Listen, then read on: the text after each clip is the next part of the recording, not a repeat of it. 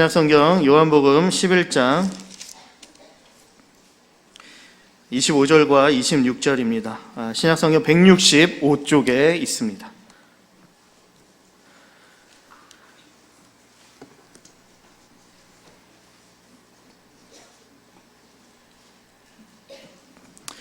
네, 우리 찾으셨으면요 한 절씩 함께 두 구절밖에 안 되니까 함께 한 목소리로 같이 읽겠습니다.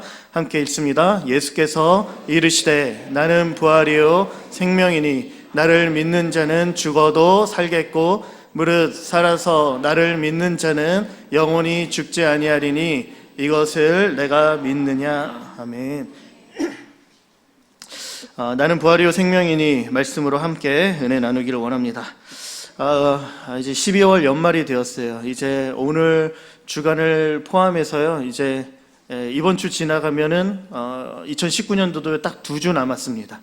2주 남긴 올해의 연말 가운데 보통 연말이 되면 하는 것이 무엇이냐면요, 한 해를 돌아보면서 그 해에 일어났던 뉴스들, 10대 뉴스들을 좀 뽑기 시작합니다.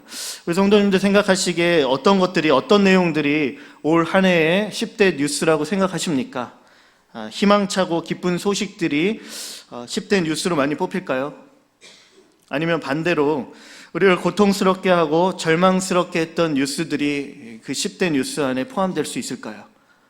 우리 한번 생각해 보는 거죠. 2020년을 전망하면서 보통 그 내년을 전망할 때 이렇게 여러 가지 예상들과 예측들을 내놓습니다. 그 가운데요, 트렌드 코리아 2020이라는 그러한 책 가운데 올 한 해를 2019년을 요약하고 또 2020년을 예상하는데, 그 책 내용 가운데 2019년도를 이렇게 요약합니다. 국제적으로 2019년도에는 미국과 중국이 무역 갈등이 심화되었고 홍콩의 시위 등 불완전한 그런 아시아의 경제 상황 속에 우리나라는요, 대외적으로 일본과의 경제적인 전쟁들이 일어났다라는 거예요. 그리고 2020년도에는 이러한 경제 갈등과 문제들은 더 심화될 수 있다라는 것이죠. 2019년도의 경제지수에서도요, 여러 가지로 하락된 걸 봅니다. 경제 성장률은 당연히 떨어졌고 실업률과 또 물가지수는 올라가고, 여러 가지 살아가는 것이 그냥 대외적으로 이야기하는 경제 뉴스뿐만 아니라 실제적인 우리의 삶에서 피부로 와닿는 체감되어지는 경제 문제들이 느껴지게 된다는 거예요. 뿐만 아니라 여러 가지 미세먼지, 강원도 산불, 최근엔 아프리카 돼지 열병 등등의 우리의 삶을 위협하는 여러 가지 많은 문제들이 발생했습니다. 그러면서 2020년을요 전반적으로 장밋빛은 아니다, 마치 좀 더 어두워질 것이다 라고 예측하고 있어요. 국가 사회적인 문제뿐만 아니라 우리의 개개인의 삶을 돌아볼 때 2019년이 쉽지가 않았습니다. 지나온 세월 우리가 마주하고 있는 문제들을 보면 여전히 우리의 마음이 두렵고 어두우며 낙심되고 절망으로 사로잡히게 되는 것이죠. 여전히 풀리지 않는 취업과 진로의 문제들, 앞이 캄캄한 미래에 대한 문제들로 인해서 앞이 막막한 것이죠. 불완전한 경제적인 상황들, 하루하루 먹고 살기 힘든 이 문제들 속에서 내일을 생각하기가 힘든 시절입니다. 갑자기 찾아온 질병의 문제들, 건강의 문제들은 우리의 마음을요 두려움으로, 절망으로, 낙심으로 몰아가기에 충분한 것이에요. 이러한 상황 속에서 우리는 무엇을 할 수 있을까요? 아무것도 할 수 없는 거예요. 아무것도 할 수 없는 이러한 상황 속에서요, 우리가 낙심되어지고 한숨 섞연 탄식이 나오는 것은요, 어찌 보면 지극히 자연스러운 우리의 모습들입니다. 탄식이 나오는 것이죠. 한숨 짓게 되어지는 것이죠. 또 2020년을 바라볼 때 우리의 마음이 무거워질 수 있는 겁니다. 그런데 이러한 상황 속에서 과연 우리는 무엇을 해야 하는가? 이러한 탄식과 절망과 한숨 짓는 이러한 세상 속에서 과연 우리는 어떻게 내일을 마주하며 바라보며 살아갈 수 있을 것인가? 절망과 낙심이 무겁게 우리를 누르고는 있지만 어떻게 우리의 삶 가운데 소망의 빛을 비출 수 있는 것일까? 우리가 한번 생각해 봐야 하는 것이죠. 우리는 이 순간 속에서 누구를 바라봐야 합니까? 바로 예수님을 바라볼 수 있어야 한다는 거예요. 오늘 함께 나눴던 이 요한복음은요, 다른 공간복음서와는 조금 더 다르게 예수님께서 자신의 하나님의 아들 되심, 구원자로 이 땅에 오셔서 예수님께서 가지고 있는 특별히 하나님 되심, 그 신성을 부각시킨 복음서 가운데 하나입니다. 복음서죠.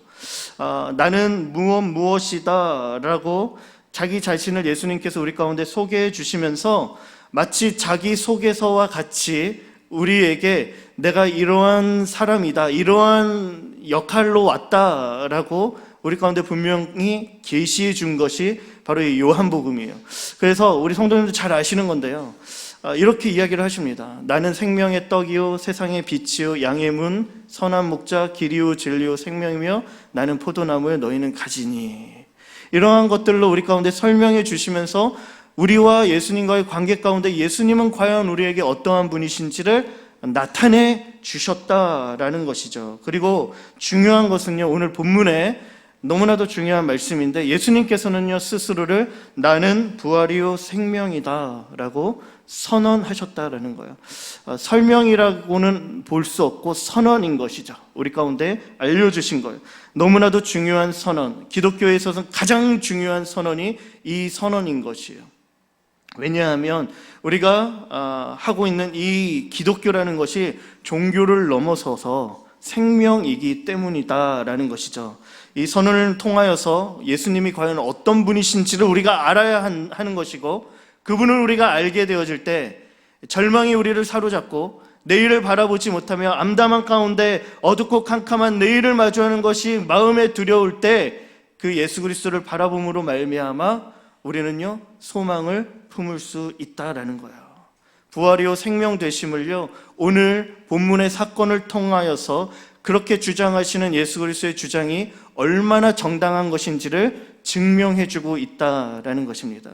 그래서 오늘 본문 말씀 11장에 죽은 나사로를 살린 사건입니다. 이 사건을 통하여서 과연 예수님이 어떠한 분이신가, 그리고 이 예수님을 통하여서 우리는 어떠한 신앙을 가지며 이 땅에 살아갈 것인지를 우리가 점검해야 한다라는 것입니다. 우리 성도님도 어떻습니까? 우리를 절망케 하는 것이 무엇일까요? 우리를 두렵게 하는 것이 무엇일까요?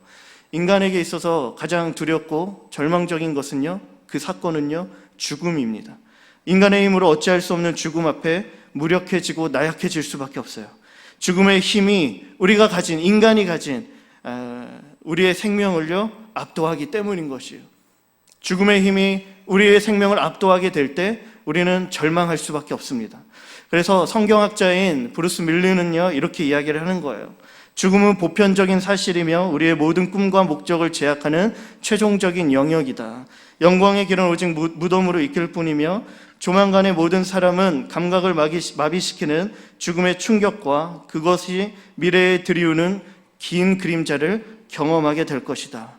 죽음 앞에서 인간적으로 더할 것이 아무것도 없다. 그것이 인생이다. 인생의 마지막의 종착역은요 죽음이고, 죽음 앞에 서면 그 인간 누구도 아무것도 할 수 없다라는 거예요. 이 문제를 해결할 자가 없다라는 것이죠. 예외 없이 이 문제 앞에서 두려워하고 고통스러운 거예요. 그런데 이 순간 이 죽음 앞에 서 있는 우리를 향하여 누가 찾아오시는가? 부활이요 생명 되신 예수 그리스도가 찾아오시는 줄 믿습니다. 우리를 절망케 하는 죽음과 정반대의 생명 되신 예수 그리스도가 우리 가운데 찾아오며, 절망 가운데 찾아오며, 그래서 우리의 삶에 그가 살아 계시면, 그를 만나면 우리가 소망을 가질 수 있다라는 것이에요. 우리 안에도 생명으로 죽음을 압도하며 이겨낼 수 있다라는 것이에요. 절망의 순간, 그러기에 예수님께서는요 나를 바라보라 말씀하는 거예요. 우리는 눈을 열어 주를 바라볼 수 있어야 되고 주 앞에 나가야 한다라는 것입니다. 오늘 본문 말씀에 보면 죽음의 문제로 슬퍼하는 한 가정이 등장하고 있습니다. 그 가정의 구성원은요 우리가 잘 아는 것처럼 마르다와 마리아입니다. 그녀들의 두 자매의 오라버니가 하나 등장하죠. 누굽니까? 나사로인 거예요. 그런데 그 나사로가 곧 죽게 되었다라는 것을 우리가 발견할 수 있습니다. 오늘 등장하는 마르다와 마리아, 이미 복음서 가운데 누가복음 10장에 보면 예수님과 깊은 친밀한 교제를 나눠요. 집에 찾아가고 식사의 교제, 식탁의 교제를 나눕니다. 그로 인해서 이 둘이 얼마나 이 가정과 예수님의 관계가 친밀하다라는 것들을 알 수 있어요. 서로 아끼는 관계입니다. 특별히 또 편지를 쓰는데요, 예수님께 편지를 씁니다. 우리 오라버니가 죽게 되었습니다. 아픕니다. 와주십시오라는 편지를 쓸 때 어떠한 표현을 하는가 주여 보시옵소서. 사랑하는 자가 병들었나이다. 주께서 사랑하는 자가, 그러한 사랑의 관계 가운데 친밀한 관계를 형성한 이 가정 가운데 어려움이 찾아왔고, 이러한 표현을 쓰면서 예수님의 도움을 요청하고 있다라는 거예요. 언제 죽을지도 모르는 급박한 상황, 그가 사랑하는 자라면요 당장이라도 짐을 싸서 내려가야 하는 것이죠. 빨리 가서 만나야 하는 것이죠. 우리가 아는 예수님이라면 응당 그렇게 했어야 하는 것이에요. 그런데요, 예수님께서는요 이상하리만큼 즉각적인 반응을 보이지 않습니다. 망설이십니다. 고통 가운데 지극히 작은 자, 소외된 자를 찾아가서 병을 고쳐주시는 분이 예수님이세요. 그러한 모습을 우리 가운데 보여주셨습니다. 그러한 모습의 예수님이 사랑하는 자가 병들었는데 바로 찾아가지 않는 거예요. 머뭇머뭇거리시는 거예요. 그 간청 가운데 즉각적인 반응을 보이지 않으시고 무려 이틀을 더 유하십니다. 그렇다면 우리가 왜 예수님께서는 바로 베다니로 내려가지 않았던 것일까?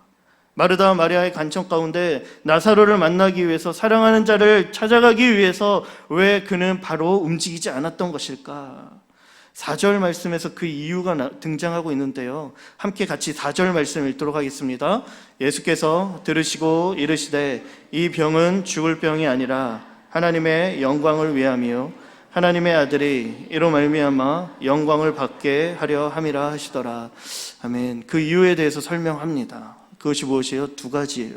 하나는요, 나사로의 병이 죽을 병이 아니다라는 거예요. 또 한 가지는요, 하나님의 영광을 위함이다라는 거예요.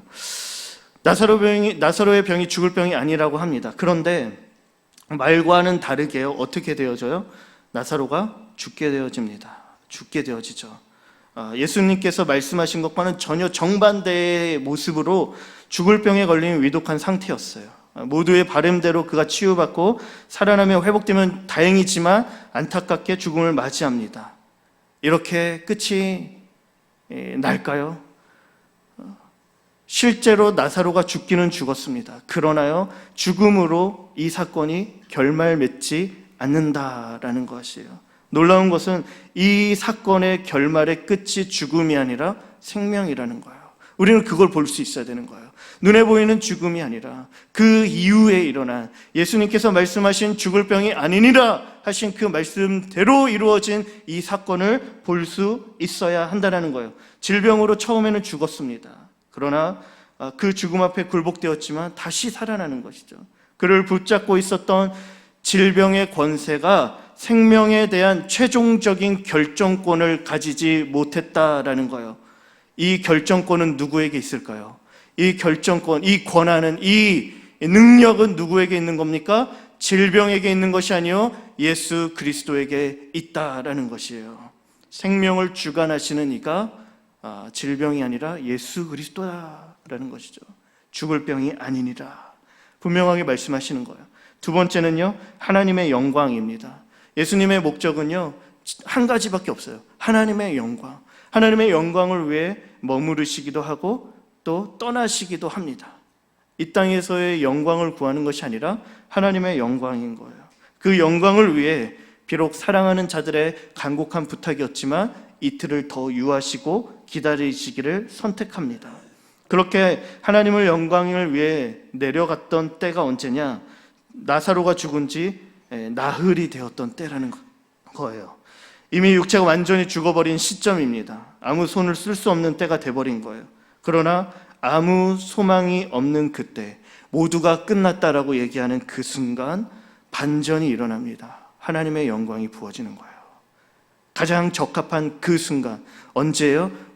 소망이 없다라고 얘기하는, 끝났다라고 얘기하는 그 순간이 하나님의 영광이 드러나는 가장 적합한 때라는 사실들을요 우리 가운데 말씀해주고 있다라는 것입니다.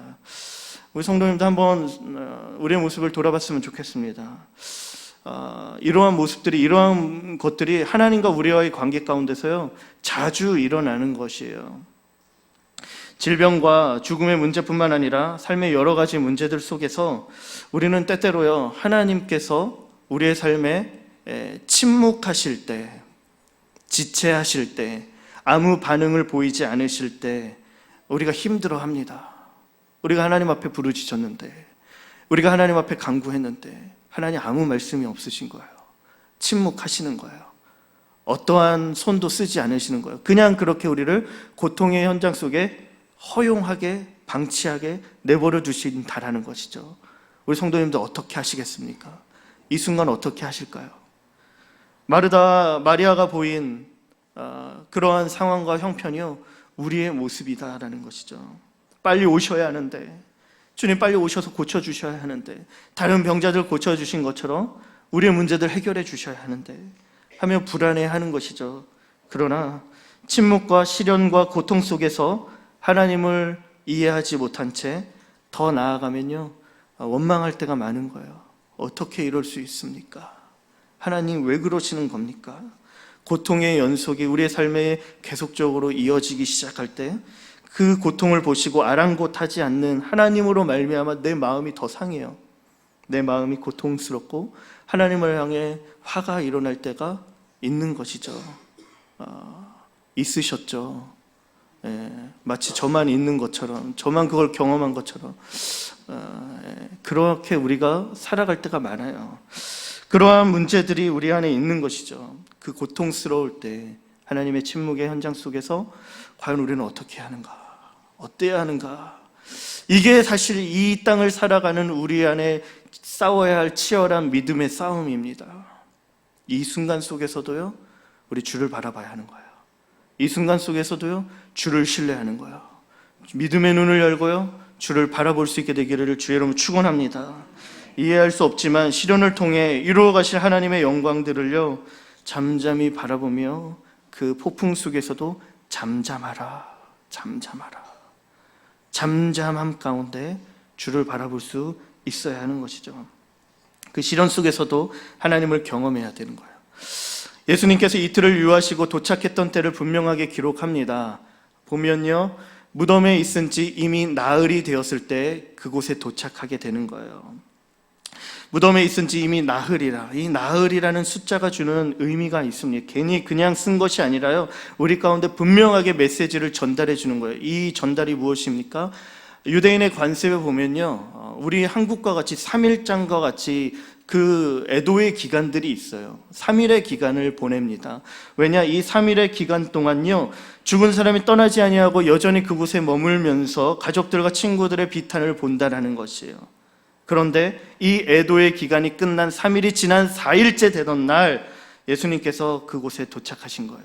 그 말은 무엇이냐, 이제 애도의 기간이 끝나는 그 시점, 영혼이 다시 돌아오지 않는 죽음이 완전히 육체를 지배하여서 이제는 육체가 부패되기 시작한 시점, 다시 말해 육체가 죽음 앞에 완전히 굴복되어지고 파괴되는 시점이 바로 이 시점이라는 거예요. 이 순간 예수님께서 오셨다라는 것이죠. 사람 이제 건넌 강을요, 돌아올 수가 없는 거예요. 이제 아무리 무엇을 해도 손 쓸 수 없는 상황인 거예요. 절망이 완전히 뒤덮여버려요. 죽음으로 끝이 난. 그런데 이 말씀을 쭉 보니까 마치 이것을 예수님께서 기다렸다는 듯이 이것을 연출하기 위해 의도한 것처럼 우리가 보여지게 되는 것이죠. 그러한 인상이 심겨집니다. 왜요? 말씀 가운데 계속 무엇이 있어요? 성경에는요, 이틀을 더 유하시니라, 무덤에 있은 지 이미 나흘이라, 계속 이것을 반복시키고 있는 것이죠. 누구도 부인할 수 없는 이 죽음 앞에서 예수님께서 과연 우리에게 보여주실 하나님의 영광은 무엇일까요? 이 절망의 순간, 반전을 꿈꿀 수 없는 순간, 그런데 이 순간이요, 예수님께서 완전한 죽음을 당한 나사로를 향해, 그리고 오라버니를 잃고 슬픔에 빠진 마리아와 마르다를 향해 감히 상상할 수 없는 말들을 하기 시작합니다. 우리 23절 함께 같이 읽겠습니다. 예수께서 이르시되 내 오라비가 다시 살아나리라. 아멘.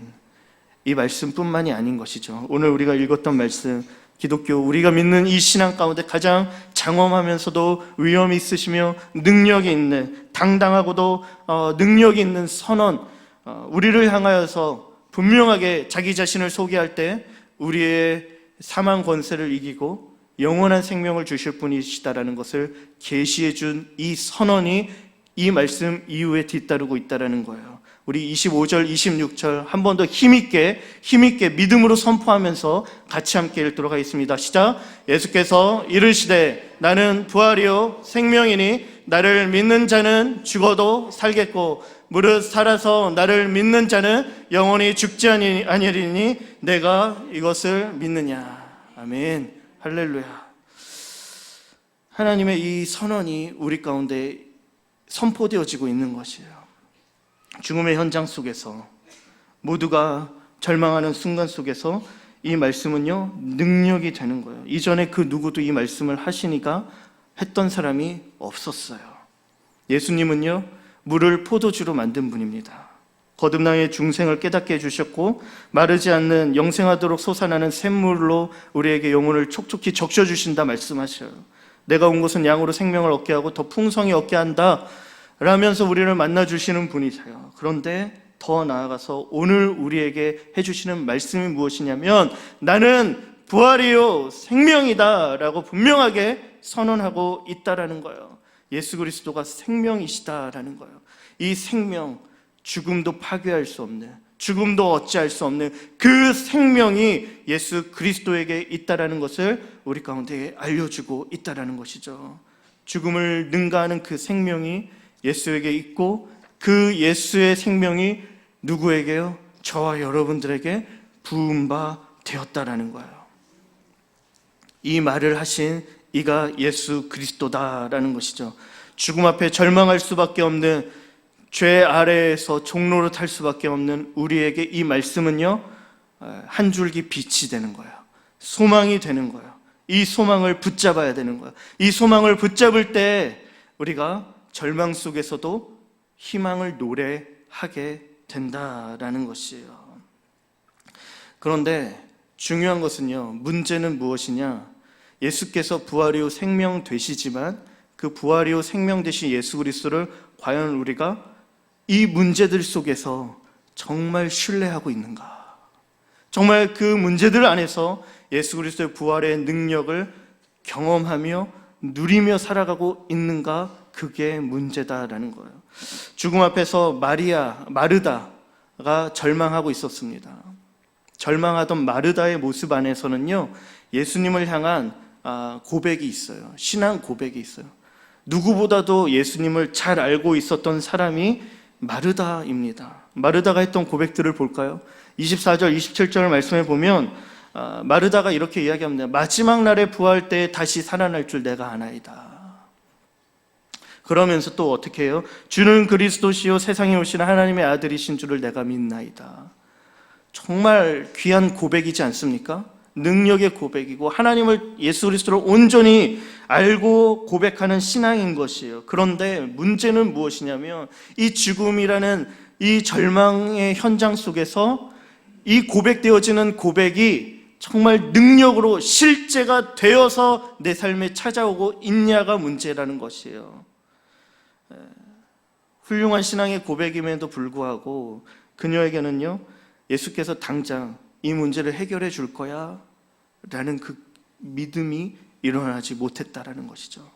왜냐하면 이전에 이 문제를, 이 죽음의 권세를 이긴 부활과 생명의 실제를 경험한 적이 사실 없었기 때문입니다.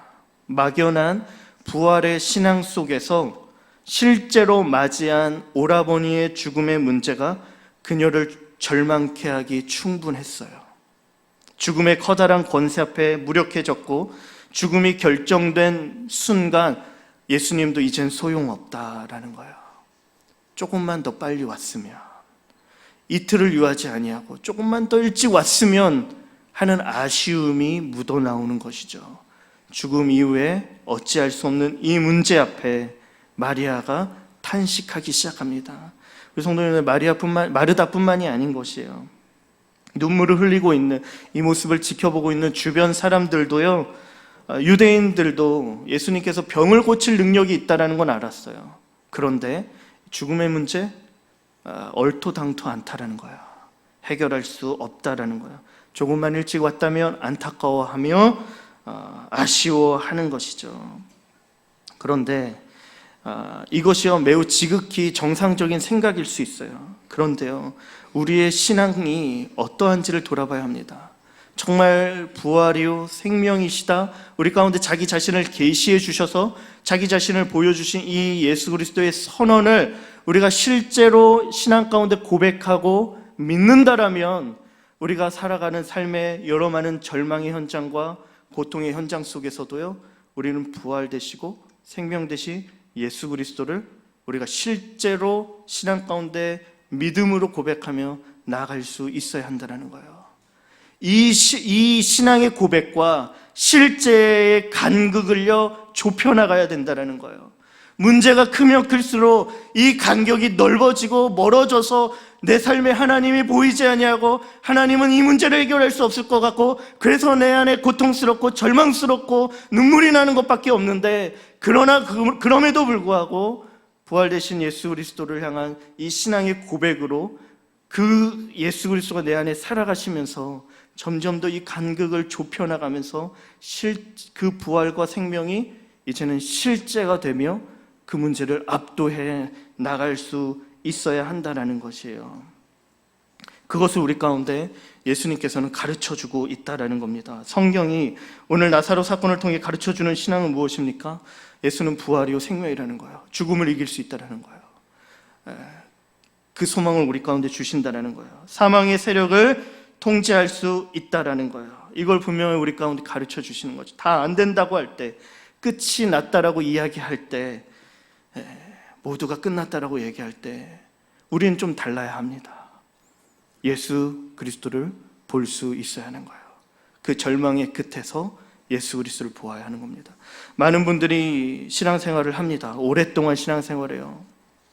그러나 어려움과 고난 마주하는 그 순간 이 신앙이요 실제가 되지 못하는 것이죠.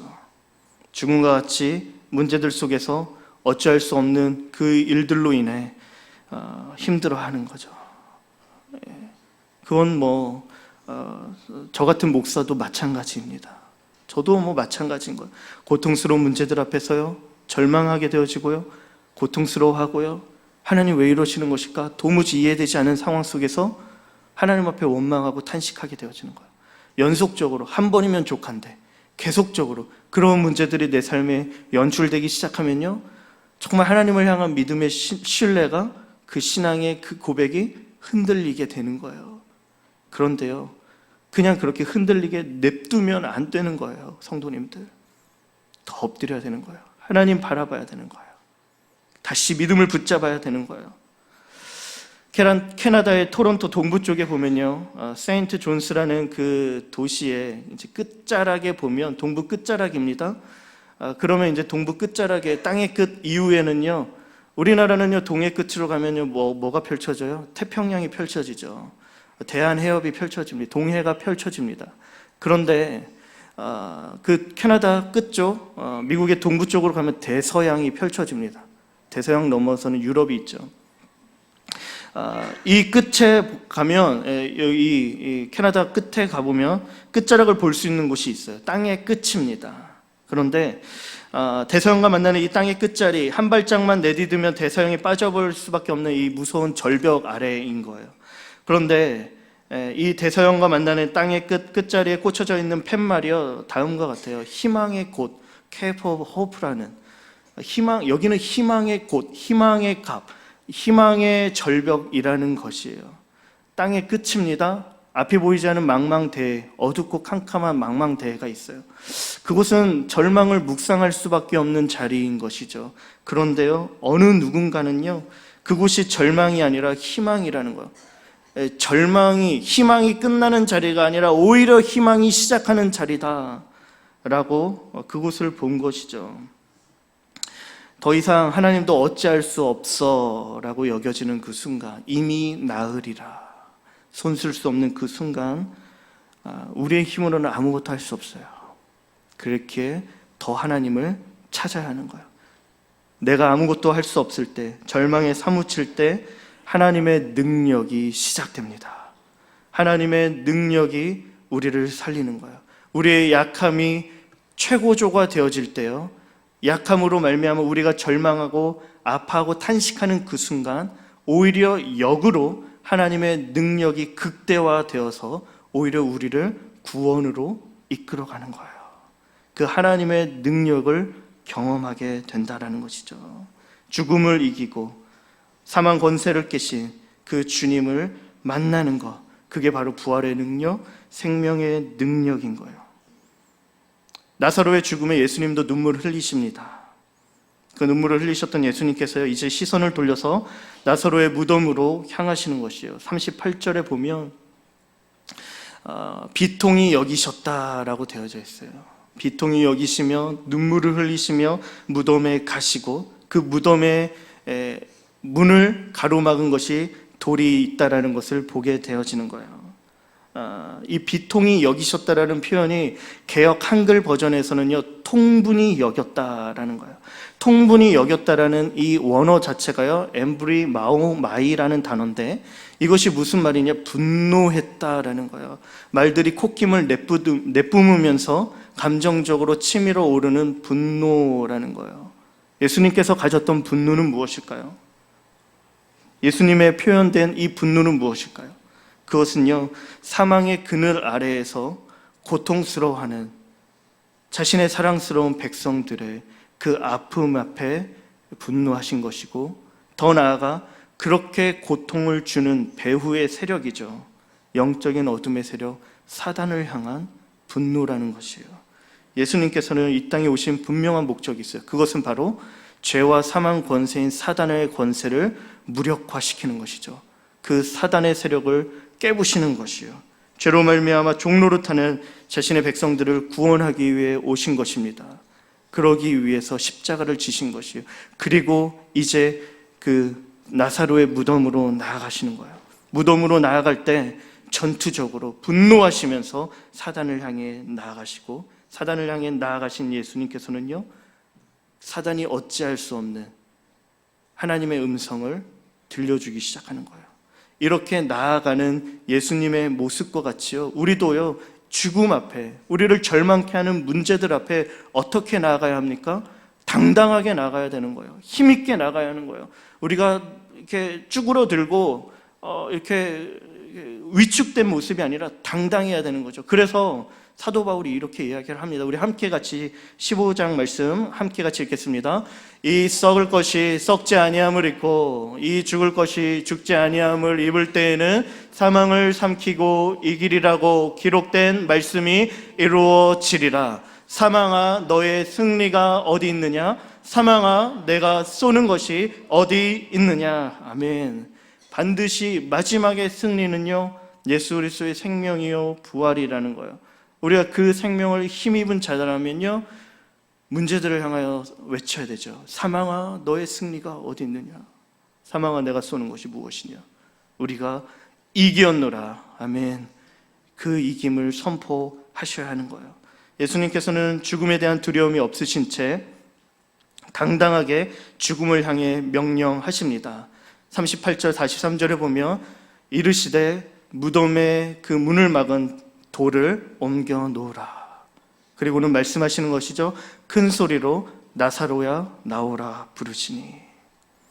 아무도 할 수 없는 외침을요, 예수님께서 하시는 것이죠. 예수님의 외침입니다.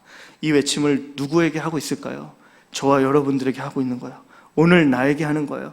무엇으로 힘들어 하십니까? 무엇이 여러분들, 우리 성도님들을 절망케 하십니까? 절망의 문제들을 향하여 외치시는 거예요. 말씀하시는 거예요. 누구누구야 무덤의 돌을 옮겨라. 누구누구야 그 무덤에서 나오라. 그 돌을 옮겨라. 그 무덤에서 나올지어다.